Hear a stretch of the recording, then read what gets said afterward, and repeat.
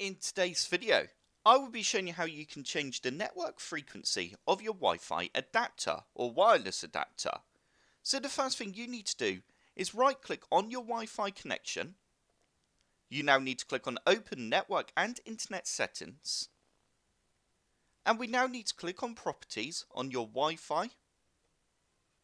And if I scroll all the way down, you can currently see my network band is currently 5 gigahertz, which is my network frequency. So if I now go back and we now go ahead and click on change adapter options on the right hand side, you can now right click on your wireless adapter and then click on properties, and we can now click on configure. If you now click on advanced, then the first option, if your wireless adapter supports it, will be wireless mode.